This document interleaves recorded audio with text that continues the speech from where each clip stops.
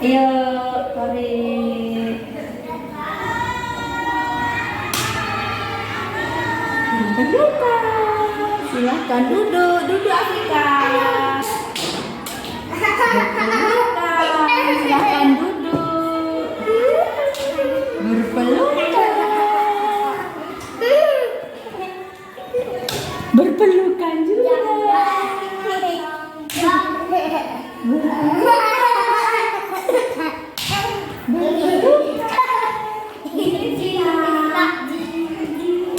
Assalamualaikum. Ayo duduk. Nah, yuk taruh tasnya. Ayo Azra. Berpelukan. Silahkan duduk. Sikap anak solih-solihah. Siap. Memberi salam. Assalamualaikum. Salam sejahtera bagimu. Warahmatullahi wabarakatuh. Rahmat dan barokah bagimu. Amin ya Allah. Amin ya Allah. Amin ya rabbal alamin. Selamat pagi anak-anak. Selamat pagi Bunda. Ada teman-teman. Selamat pagi teman-teman. Selamat pagi ibu. Kami sudah siap sedia belajar menuntut ilmu Yang berguna sepanjang masa. Tak akan lupa padamu sampai kelak aku dewasa. Walau tercapai cita-citaku yang suci serta mulia. Barakallah, barakallah, barakallah, Barokah, barokah dari Allah, barokah dari Allah. Jangan lupa, hai kawan, menyembah pada Allah, menyembah pada Allah. Hello, khusyuk. Baik, nah, seperti biasa, sebelum kita belajar harus membaca apa, Nana? Nana, Membaca doa. Baik, pinter. Ayo, sikap berdoa. tangan dikepadakan, kepala ditundukkan, membaca doa sebelum belajar. Ayo baca surat Al-Fatihah ya. Ayo, Bismillahirrahmanirrahim. Alhamdulillahirabbil alamin. Ar-Rahmanir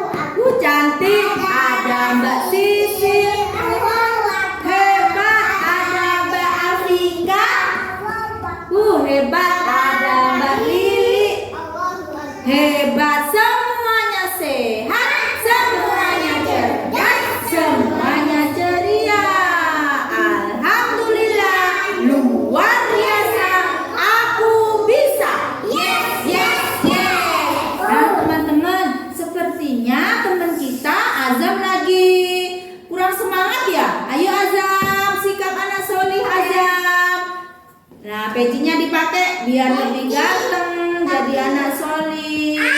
Nah, sikap anak solih. Nah, teman-teman, sebelum kita belajar seperti biasanya kita harus membuat keyakinan kelas apa? Keyakinan kelas apa, Nana? Keyakinan kelas apa? Apa keyakinan kelas, Ibu? Keyakinan kelas itu adalah kesepakatan. Jadi, ketika kita mau belajar, kita harus sepakat dulu. Kita harus yakin dengan kelas kita biar suasana belajar kita menjadi tentram, menjadi baik, menjadi rapi, menjadi disiplin dan menyenangkan. Mau?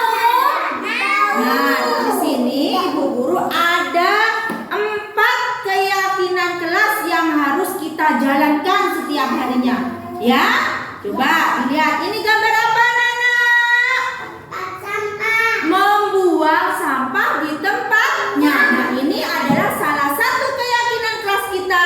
Kalau kita setelah makan kue atau makan apapun yang ada bungkusnya, dibuang di tempat sampah. Dibuang di tempat sampah. Lanjut, keyakinan yang kedua adalah 5S.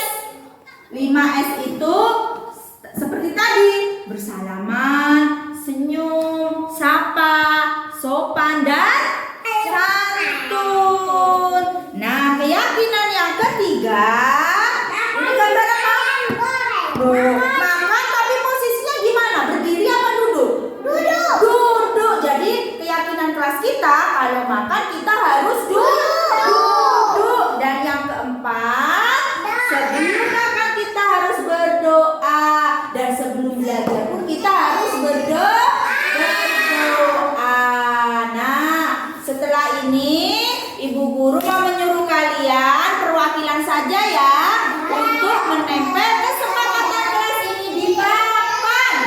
Ya, dia ditempel di papan. Ayo, sikap anak solih-solihah. Ayo Mbak Lydia, ditempel keyakinan kelasnya ya. Keyakinan kelasnya ditempel. Oh, Azam pengen yang sama, silakan. Dari sana ke papan. Papan keyakinan kelas ditempel, terserah. Nah, bagus. Hebat. Ayo, selanjutnya Azam. Oh iya.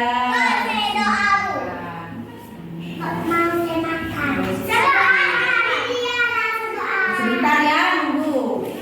Kurang 1 orang, Pak. Ini Rafa. Baik, pinter. Ayo selanjutnya Sisil. Keyakinan kelas yang dipegang Sisil apa itu gambarnya? Oh, makan dengan duduk. Ayo tempel, silakan. Nah, yang terakhir Rafa. Bergantian menempelnya. Bergantian ya. Ibu Bapak.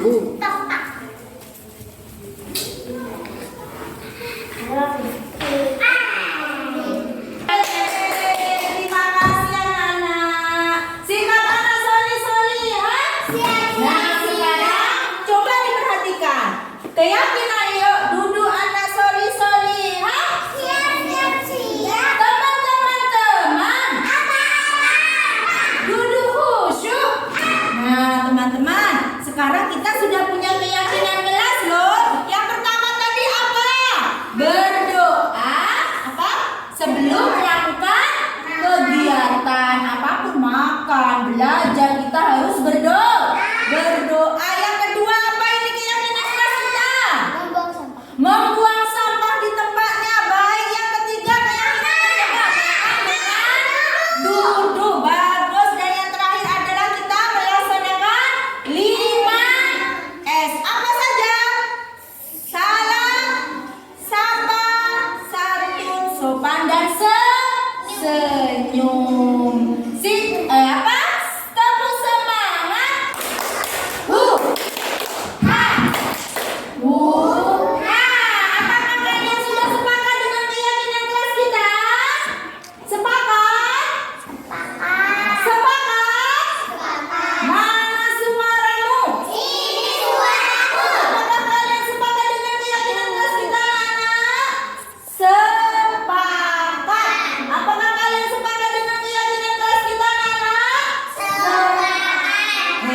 hebat.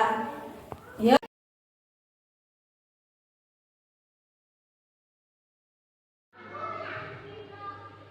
Assalamualaikum warahmatullahi wabarakatuh. Waalaikumsalam warahmatullahi wabarakatuh. Bismillahirrahmanirrahim. Alhamdulillahirabbil alamin.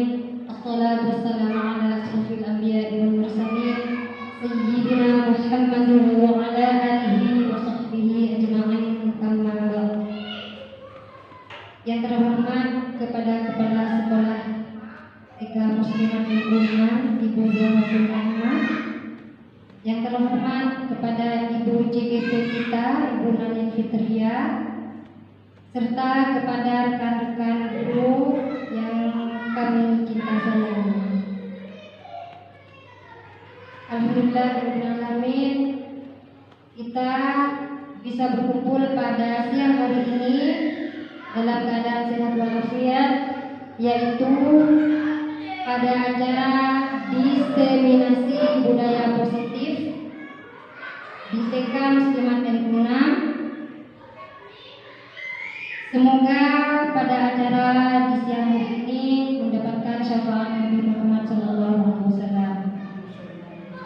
Demi menyingkat waktu, maka acara akan kami mulai. Akan kami buka acara pada siang hari ini dengan pembukaan, yaitu pembacaan basmalah. Bismillahirrahmanirrahim. Selanjutnya akan kami serahkan kepada Ibu CGP kita, yaitu Ibu Nanin Fitria SPD. Dipersilakan.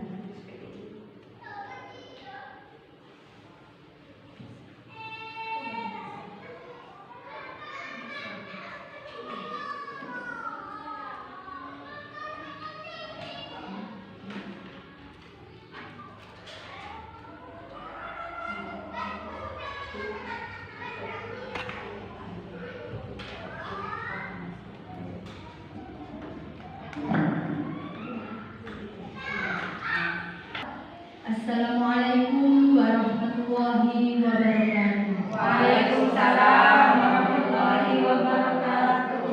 Salatan wa salaman ala Rasulillah wa ala alihi wa sahbihi ajma'in, amma ba'du.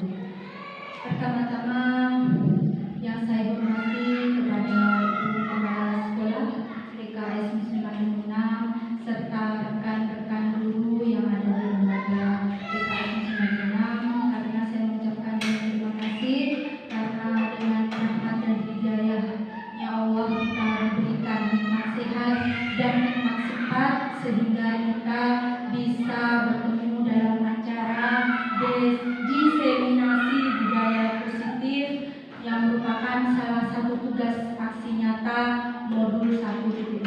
Astagfirullahaladzim, modul 1.4. Maaf. Nah, teman-teman, kali ini saya akan menyampaikan tentang budaya positif. Akan tetapi sebelum saya melangkah ke budaya positif ini, saya akan sedikit menjelaskan tentang modul-modul yang sebelumnya, yaitu modul 1.1 tentang filosofis pemikiran Ki Hajar Dewantara. Lanjut.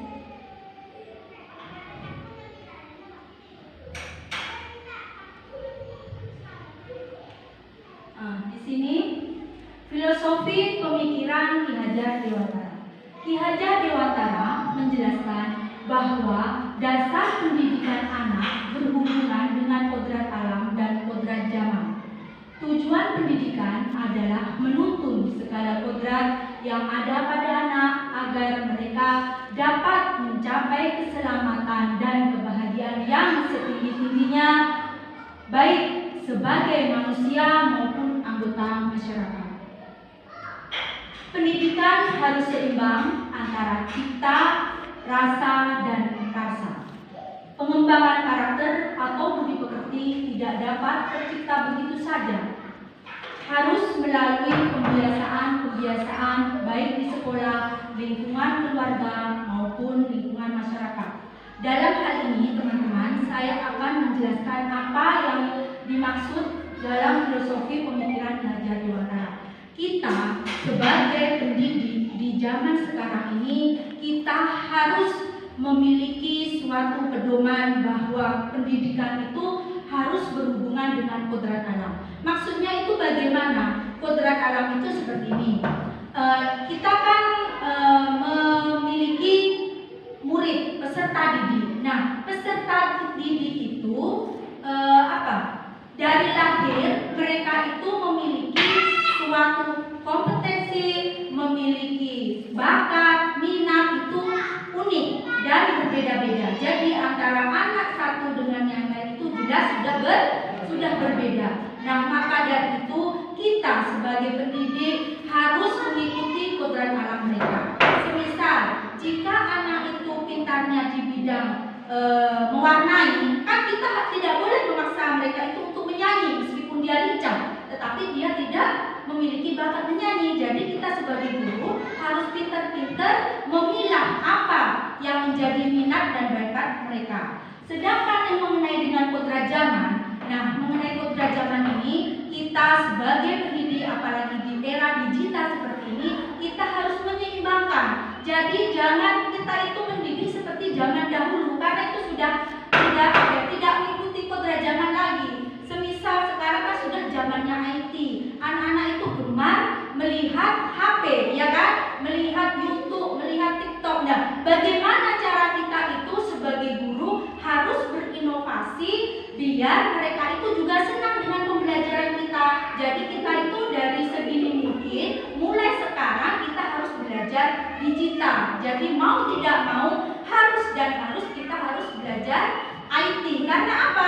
Ini adalah salah satu kesukaan anak pada zaman sekarang. Kalau anak zaman sekarang kita ajari lewat ceramah hanya center teacher, tidak mungkin anak itu akan merasa bahagia dan senang. Karena kita itu harus di kurikulum Merdeka itu kita harus sebagai pendidik berpihak kepada murid. Nah, apa yang dimaksud dengan berpihak kepada murid? Yaitu tadi kita harus sebagai guru harus pintar-pintar memilah karakter, memilah minat dan bakat mereka sesuai yang dimiliki dan diajari sesuai dengan kodrat zaman yang sekarang ini. Jadi tidak bisa sekarang kalau anak kita ajari, ayo anak-anak kesini, ini saya jelaskan ya rukun Islam. Rukun Islam itu ada 5, bla bla bla bla. Kita cuma seperti itu, insya Allah anak-anak akan merasa jenuh dan bosan dengan pembelajaran kita. Tapi dengan era digital kita mau melangkah, kita mau belajar,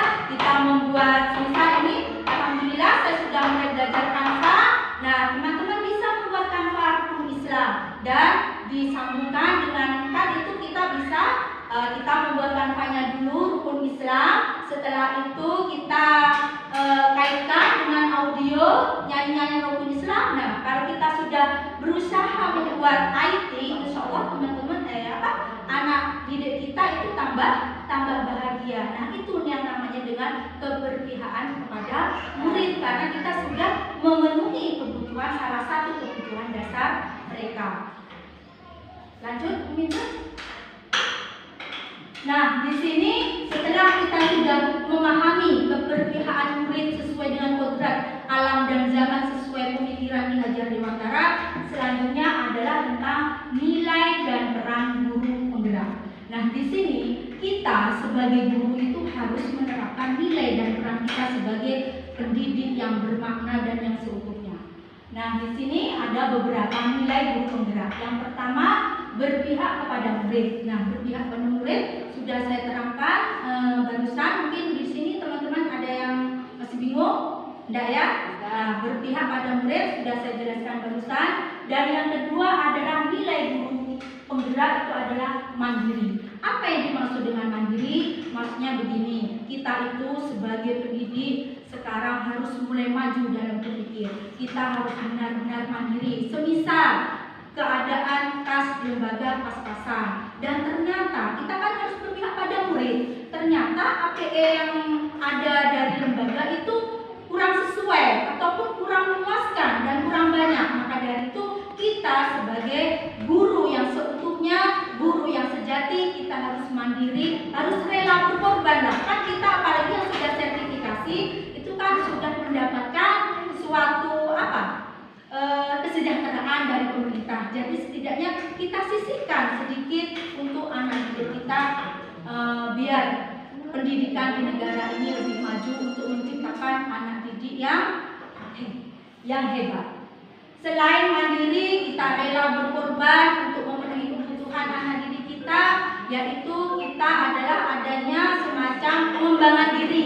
Nah, pengembangan diri ini semisal apa? Mungkin ada yang tahu teman-teman pengembangan diri apa yang harus kita lakukan sebagai guru? Mungkin ada yang tahu? Mengikuti seminar. Baik, nah salah satunya itu seminar. Mulai dari pandemi itu kan seminar secara offline itu sudah, secara luring itu sudah jarang dan tidak ada kemarin. Nah, yang paling banyak itu webinar, dan webinar itu pun sampai sekarang itu masih marak.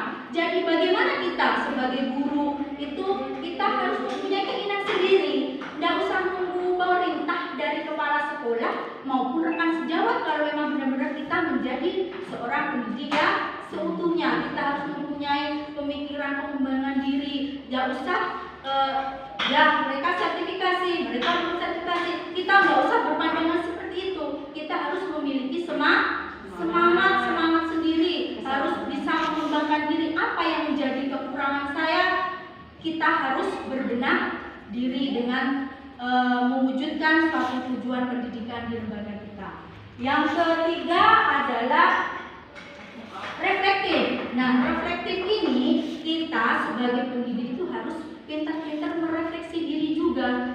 Dalam sebelum pembelajaran, kita melakukan pembelajaran itu kita refleksi diri dulu. Sebelum nyampe di sekolah, setidaknya semalam kita harus pikirkan apa ya menjadi kekurangan saya tahun-tahun kemarin dalam mengajar.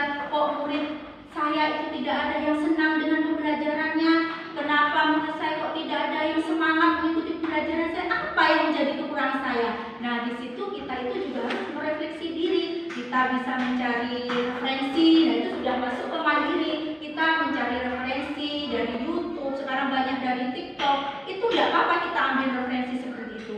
Yang penting tujuan kita itu adalah berpihak kepada murid dan membuat anak itu bahagia dan senang. Nah, reflektif yang kedua yaitu ketika setelah pembelajaran.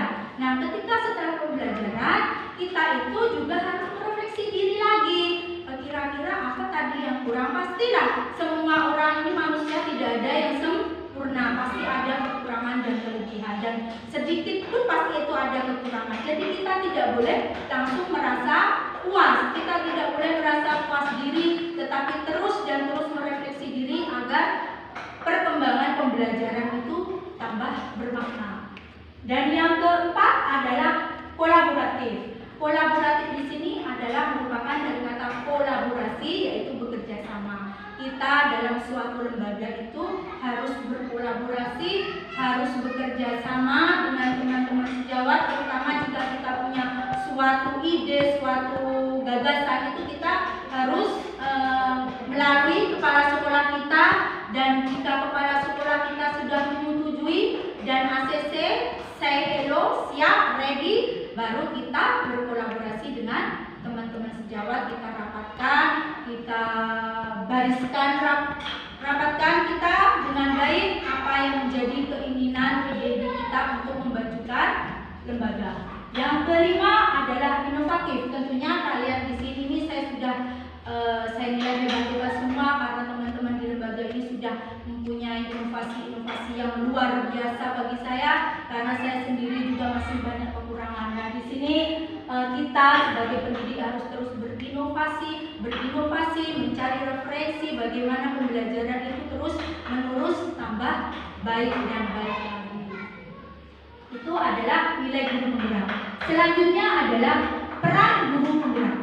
Yang pertama adalah sebagai pemimpin pembelajaran.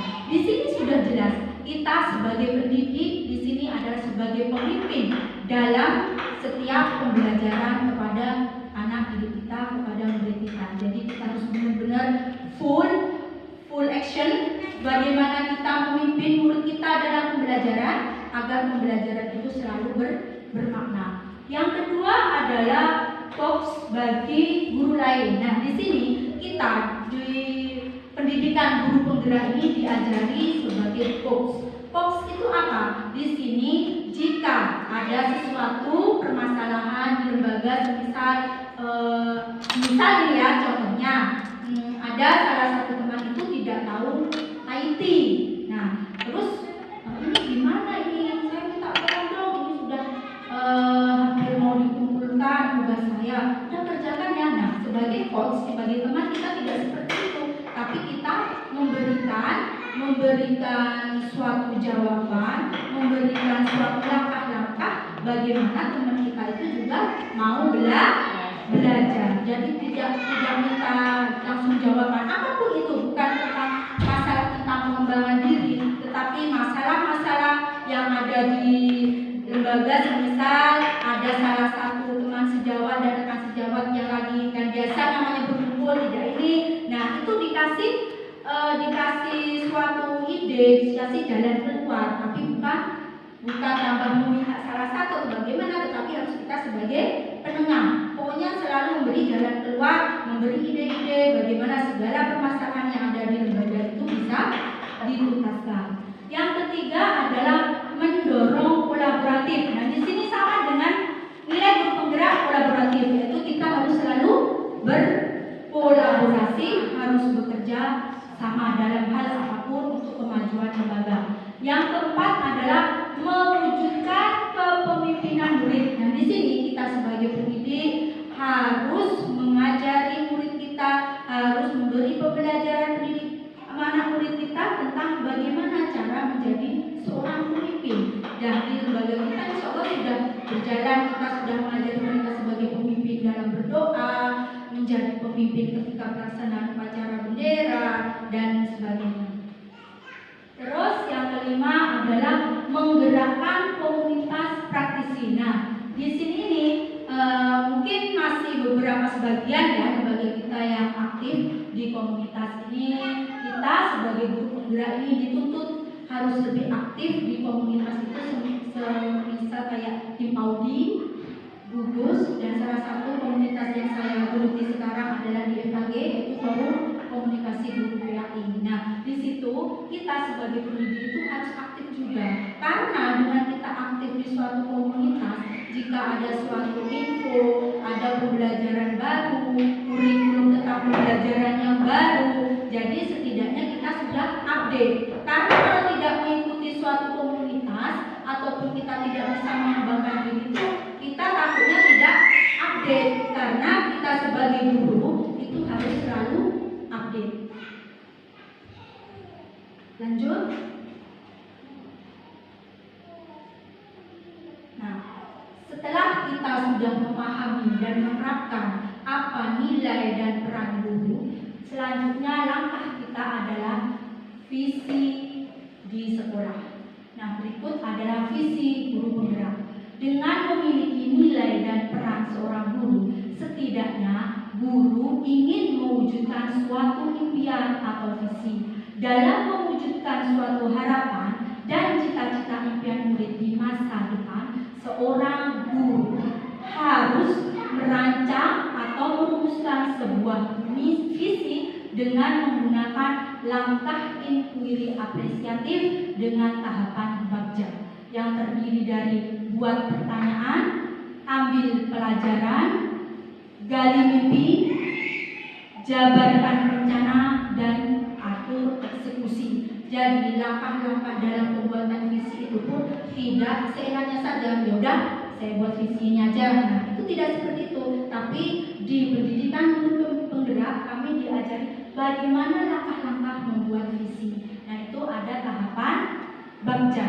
Kalau inquiry apresiatif itu pendekatannya dalam pembuatan visi itu disebut pendekatan inquiry apresiatif dan tahapannya disebut bagja. Bagja yang itu singkatan dari buat pertanyaan, ambil pelajaran, gali mimpi, jabarkan rencana, dan atur eksekusi. Nah, di sini saya sebagai guru penggerak, saya sudah mencoba visi apa yang saya inginkan menurut saya di masa depan. Next.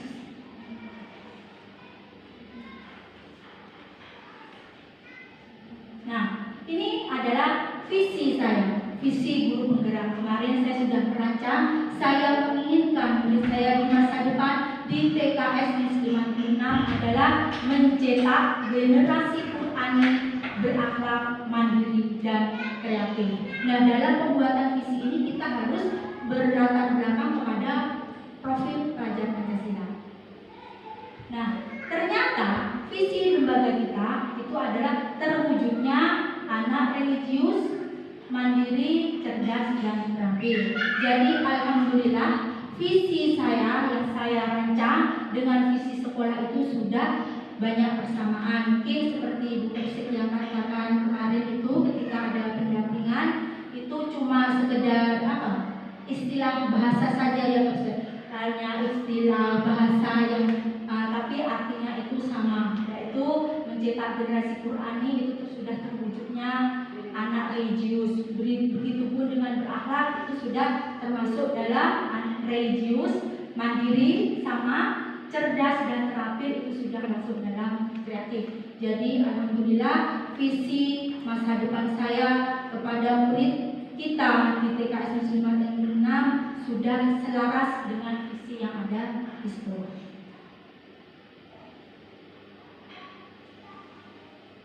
Nah, setelah kita merancang suatu visi, kan namanya visi itu suatu impian, dan bagaimana impian itu bisa tercapai, setidaknya kita harus menerapkan budaya positif.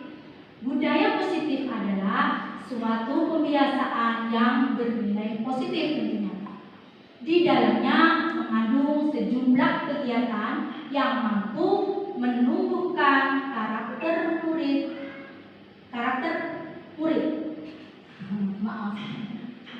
Dalam penerapan Bagja untuk suatu perubahan, tentunya muncul kebiasaan positif di sekolah, dan budaya positif tercipta lingkungan sekolah yang aman, tertib, dan menyenangkan. Sebagai pendidik harus bisa menciptakan hal itu semua dengan membuat keyakinan kelas, menerapkan nilai dan peran kita sebagai guru, 5 posisi kontrol, yaitu adalah di posisi manajer dan segitiga restitusi dalam penyelesaian masalah, sehingga muncul solusi dan mengajarkan anak didik kita untuk lebih bertanggung jawab. Nah, di sini akan saya jelaskan sedikit bahwasanya kalau kita sudah memahami tentang makna itu filosofi pendidikan belajar Dewatara, setelah itu kita sudah menerapkan nilai dan peran guru kita yang seutuhnya, dan selanjutnya kita merancang visi perubahan prakarsa perubahan untuk lembaga kita, dan tentunya dengan langkah-langkah kita menciptakan suatu visi itu harus adanya budaya positif. Yang namanya budaya itu kan kebiasaan, ya, kebiasaan. Yang namanya positif, tentunya positif. Kita sudah paham kan apa itu positif? Tentunya hal-hal yang baik. Di sini kita visi tadi kan ada anak berakhlak. Jadi budaya positif apa yang bisa menunjukkan visi berakhlak? Nah, kita sudah menjalankannya kan selama ini dengan contoh itu menerapkan 5S. Senyum, salam, sopan, santun. Nah, anak didik kita ketika mereka datang, mereka sudah berbudaya, sudah membiasakan diri dengan bersalaman, mengucapkan salam, tersenyum, ya kan? Nah, kita sudah membiasakan seperti itu, dan selanjutnya seperti halnya ketika ada keyakinan kelas.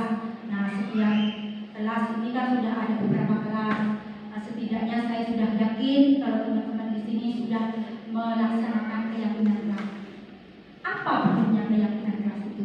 Keyakinan kelas itu sangat penting teman-teman, karena dengan kita memberikan suatu keyakinan yang ada di kelas, kesepakatan itu dapat memberikan budaya positif juga. Misal salah satu contoh ketika mau makan dan minum kita harus berdoa.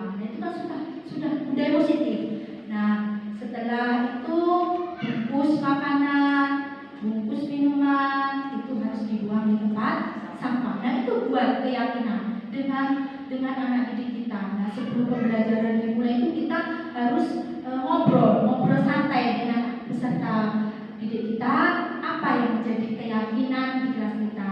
Selain itu, apa mungkin ada pendapat keyakinan kelas selain yang saya sebutkan, teman-teman? Cuci tangan sebelum makan. Baik, cuci tangan sebelum makan itu juga sudah merupakan budaya positif. Nah, setiap mau ke belakang minta izin dulu, dan itu sudah merupakan budaya positif. Nah, itu salah satunya langkah-langkah keyakinan kelas. Selanjutnya ada beberapa hal yang terkait dengan budaya positif.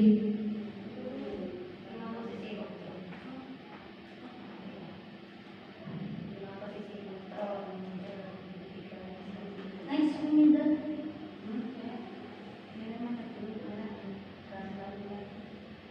Nah, konsep-konsep inti budaya positif itu ada beberapa macam. Salah satunya sudah saya sebutkan tadi ya, keyakinan kelas.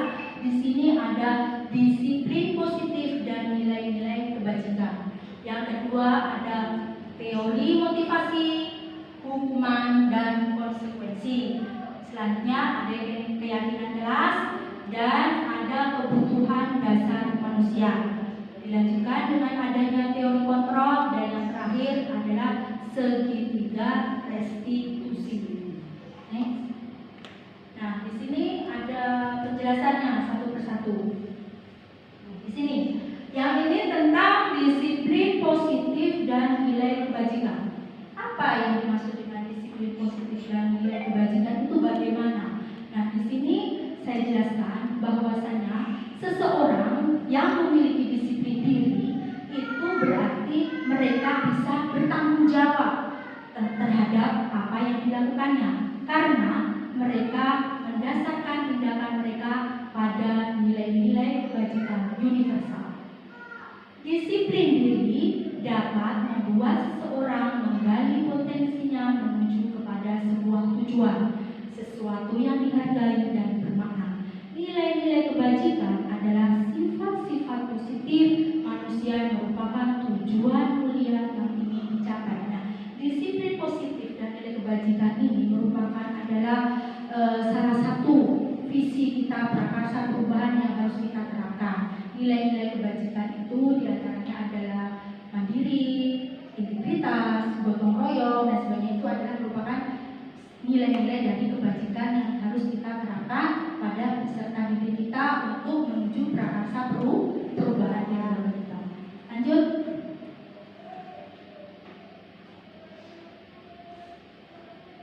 Nah, selanjutnya adalah tentang teori motivasi, hukuman, dan konsekuensi. Di sini Diana Gosen dalam bukunya Restituting Code Disiplin menyatakan ada 3 motivasi perilaku manusia. Yang pertama, menghindari ketidaknyamanan atau hukuman. Yang ketiga, mendapatkan imbalan atau penghargaan dari orang lain.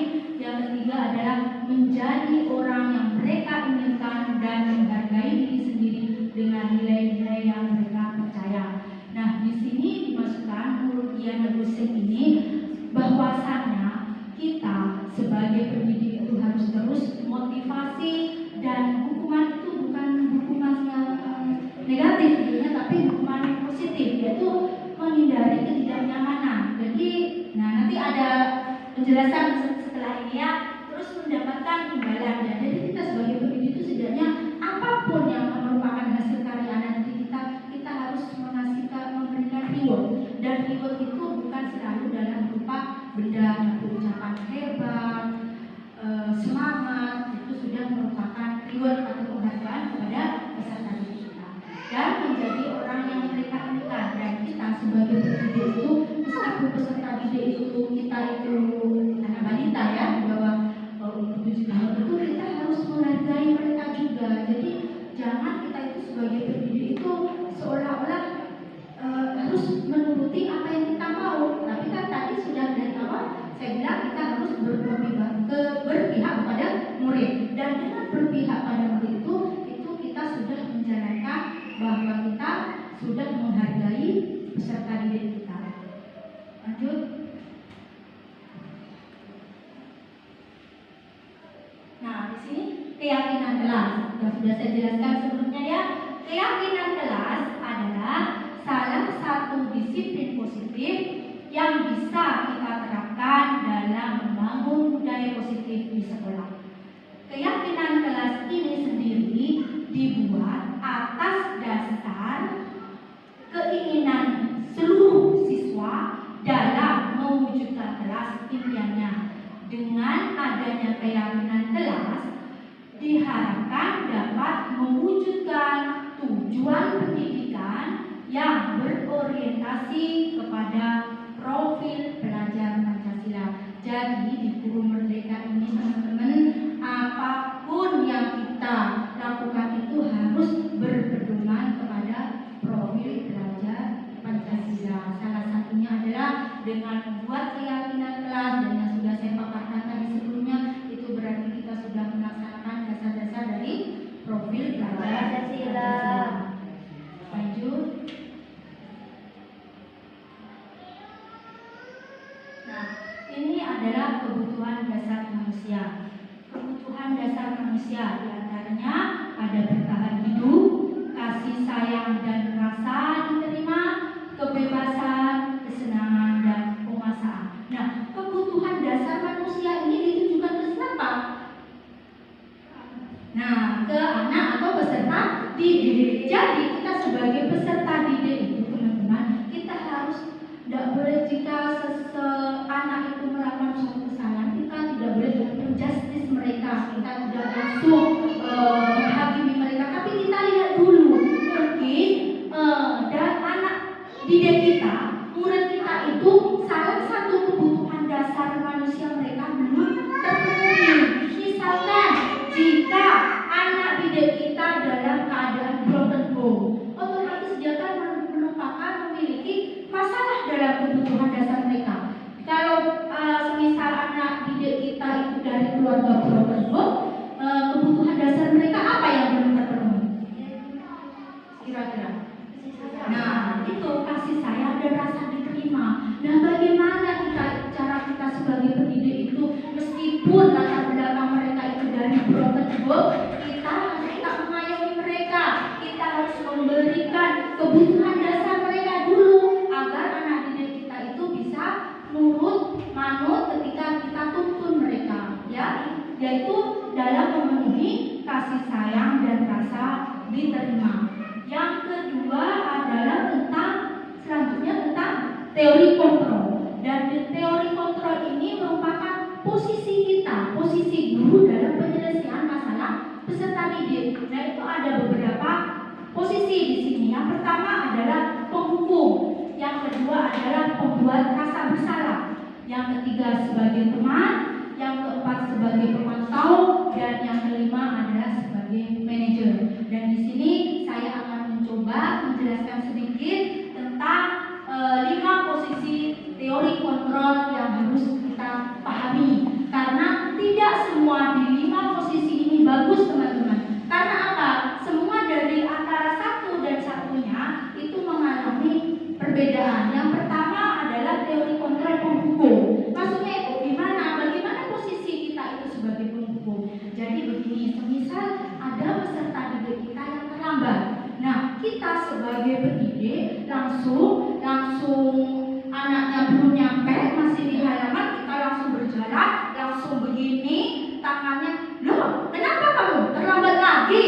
Oh, tiap hari terlambat. Awas ya kalau terlambat, nanti berdiri dulu di sini kamu di lapangan. Nah, itu adalah sebagai penghukum. Dan ternyata itu sangat tidak baik. Dari sini saya saya mengikuti guru penggerak. Alhamdulillah, saya ini sampai ternyuh karena dari posisi-posisi tersebut saya pernah melakukan kesalahan seperti itu.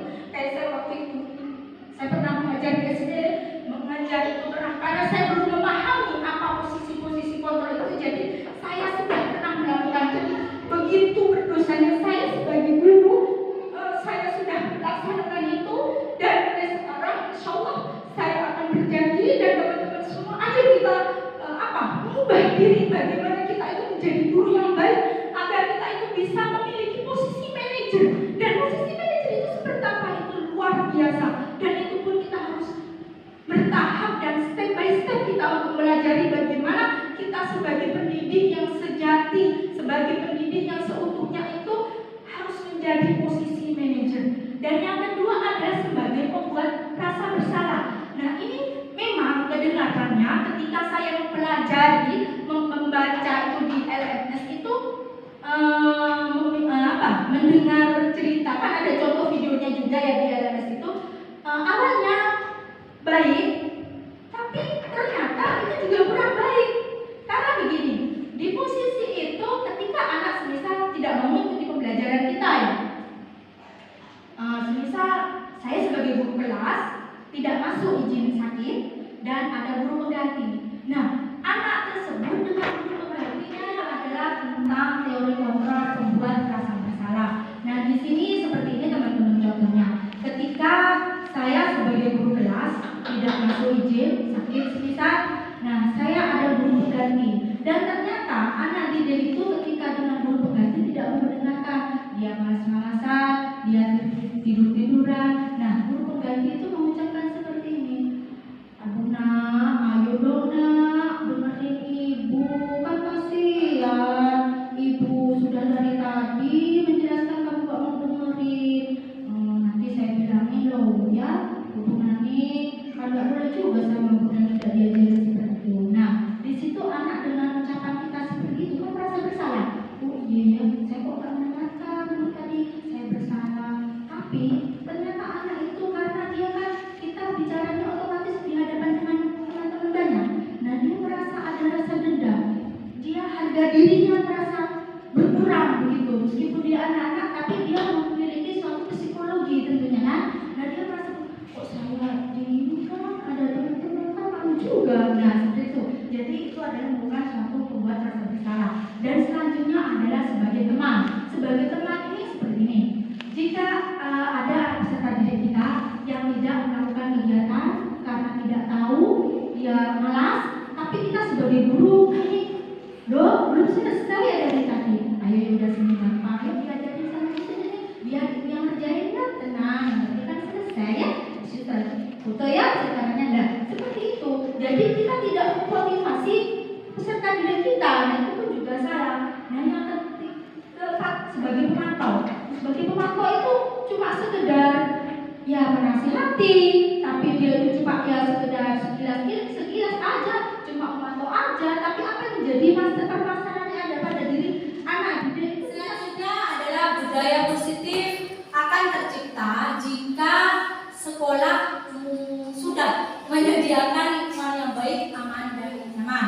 Peran guru penggerak di sini dalam menciptakan budaya positif, yang ini membuat keyakinan kelas bersama murid, menanamkan rasa kesadaran agar muncul motivasi diri. Lanjut.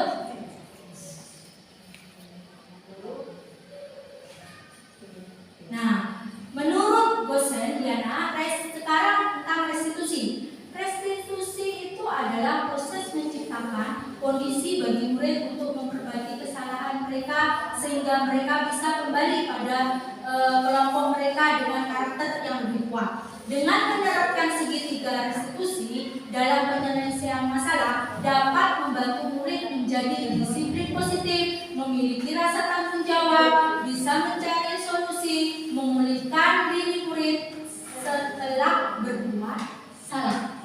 Lanjut. Nah, ini adalah segitiga restitusi. Tahapan segitiga restitusi adalah yang pertama menstabilkan identitas, terus dilanjutkan dengan validasi tindakan yang salah, dan yang ketiga menyampaikan keyakinan. Ini apa fungsinya segitiga restitusi? Itu ketika anak didik kita itu ada suatu permasalahan di dalam kelas misalnya. Lanjut. Nah, tahapan segitiga restitusi yang pertama tadi adalah menstabilkan identitas. Apa yang dimaksud dengan apa saja yang tercantum dalam menstabilkan identitas ini? Yaitu berbuat salah itu tidak apa-apa, tidak ada manusia yang sempurna. Jadi istilahnya itu kunci kunci kita itu dalam membuat segitiga restitusi ini yang masuk stabilkan identitas. Saya juga pernah melakukan kesalahan seperti itu, terus kita bisa menyelesaikan ini, dan kamu berhak merasa begitu. Dan ada beberapa lalu untuk tahapan berikutnya tentang validasi tindakan yang salah, dan termasuk di sini adalah padahal kamu bisa melakukannya lebih buruk dari ini ya. Kamu pasti punya alasan mengapa melakukan hal itu. Kamu patut bangga pada dirimu sendiri karena kamu telah melindungi sesuatu yang penting buatmu. Lanjut. Tahapan segitiga restitusi yang ketiga yaitu menyampaikan keyakinan. Apa yang kita percaya sebagai kelas atau keluarga? Apa nilai-nilai umum yang telah kita sepakati? Apa bayangan kita tentang kelas ideal? Kamu mau jadi orang yang seperti apa? Nah, itu adalah salah satu kuncinya yang kita bisa sampaikan dalam tahapan segitiga restitusi. Lanjut, kita. Nah, ini saya membuat video yang kemarin tentang segitiga restitusi.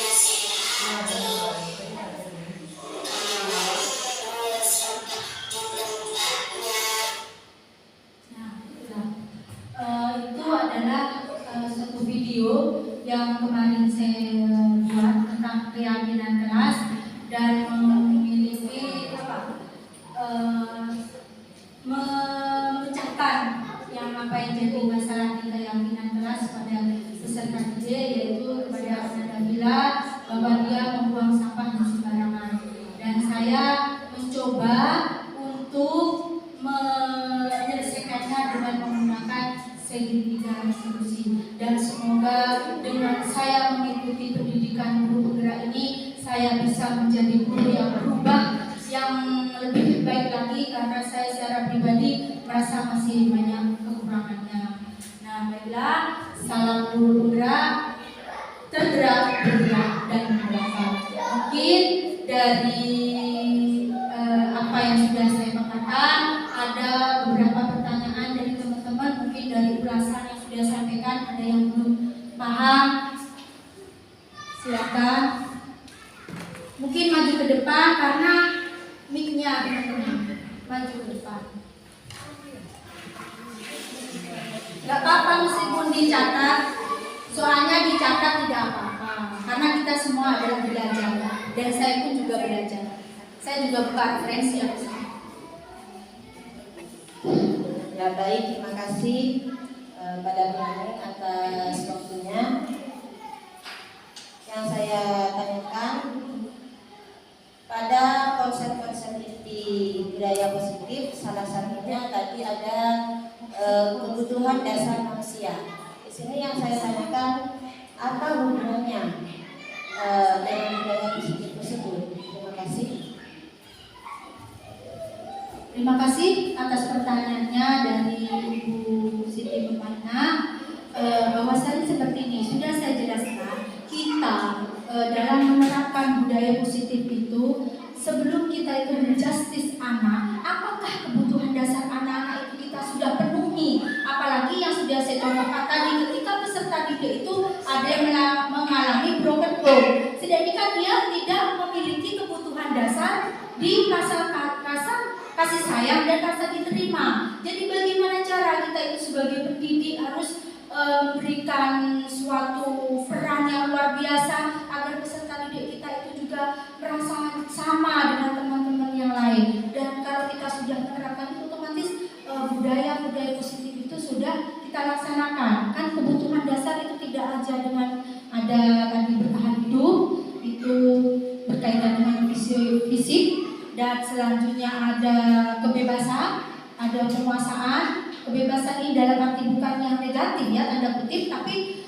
bebas dia itu berkarya. Kita itu memberikan ruang dan waktu kepada peserta didik kita untuk selalu bebas dalam berkarya. Kita sebagai guru itu menuntun. Kita itu seperti petani yang sedang menanam. Nah, apalagi teman-teman di sini kan ada yang sebagai sambilan punya sawah, dan jadi dia tahu kan bagaimana cara merawat tanaman yang baik agar berhasil dengan baik juga. Seperti itu kita juga mendidik ya. Kita bisa menuntun anak didik kita, memberi ruang dan waktu kebebasan mereka dalam berkarya. Selanjutnya mungkin sudah jelas Ibu In. Selanjutnya mungkin ada teman lagi yang mau bertanya. Silakan Ibu Sekti maju ke depan.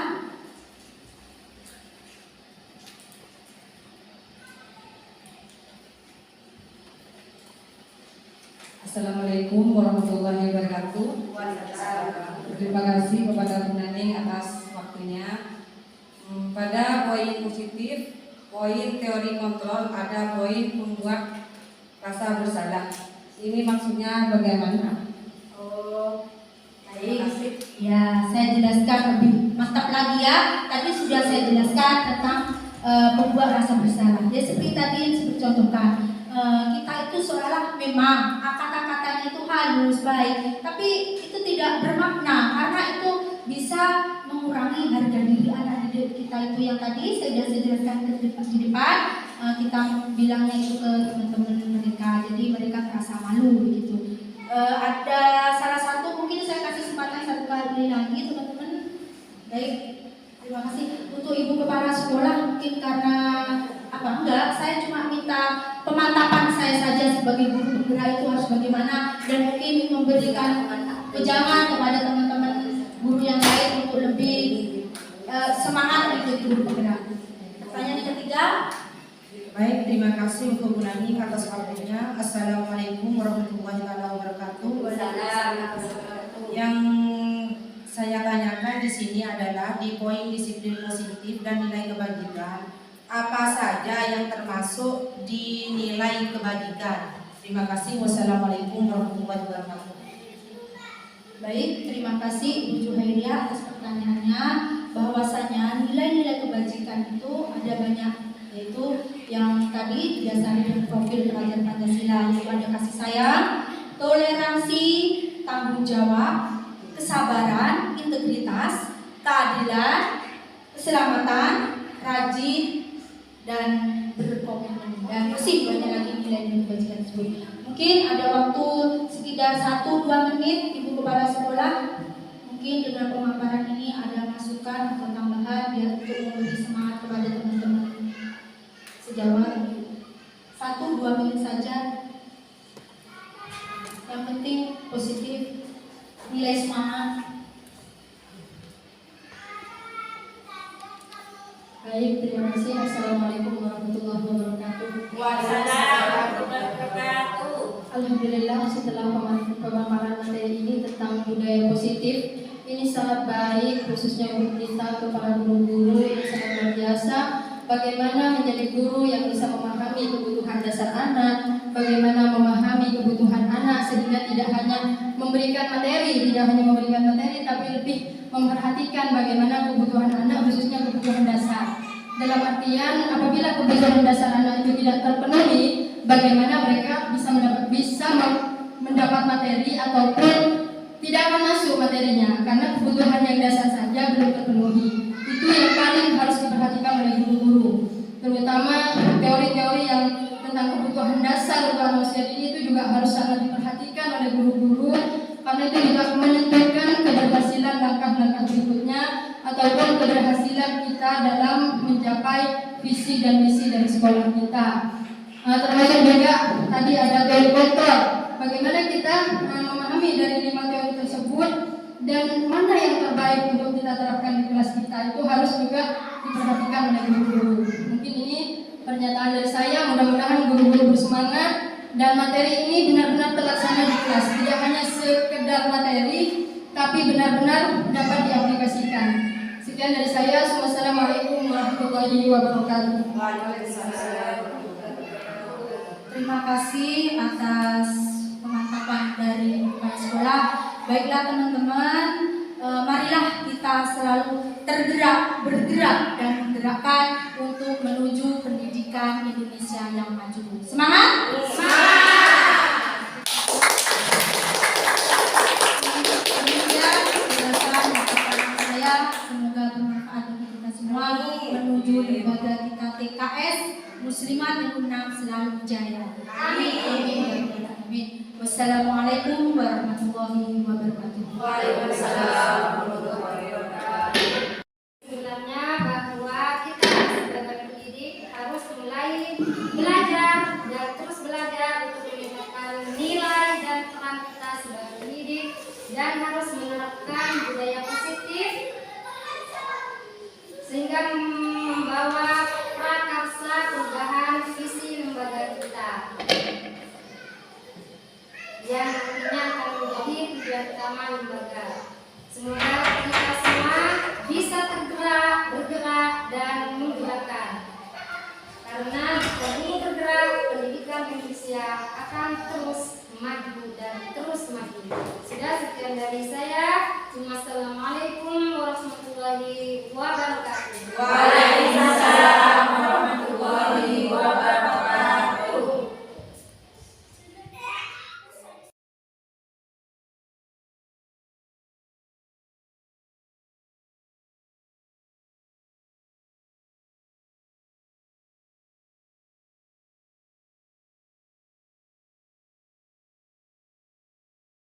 Assalamualaikum warahmatullahi wabarakatuh. Perkenalkan, nama saya Siti Haminatul Jannah. Saya rekan guru Ibu Naning Fitria selaku CGP Angkatan 8 TK Muslimat NU6. Alhamdulillah, setelah adanya kegiatan diseminasi budaya positif yang telah Ibu Naning lakukan, yang mana pemaparan beliau meliputi mulai dari filosofis pemikiran KHD, nilai dan peran guru penggerak, dan teori kontrol, nilai kebajikan, disiplin positif, segitiga restitusi. Sangat bermanfaat sekali dan menginspirasi bagi kami sebagai rekan guru sejawat Ibu Naning, karena banyak pembelajaran ilmu baru dari pemaparan tersebut, yang mana dengan adanya penerapan budaya positif, salah satunya yaitu keyakinan kelas akan tercipta budaya positif yang ternyata menciptakan nilai plus bagi murid. Dan jika konsisten, maka visi yang menjadi tujuan utama lembaga bisa tercapai. Apalagi dari Bu Naning akan memberikan motivasi kepada kami untuk segera melakukan prakarsa perubahan sekolah dalam membentuk karakter murid di lembaga kami. Sekian dari kami. Assalamualaikum warahmatullahi wabarakatuh.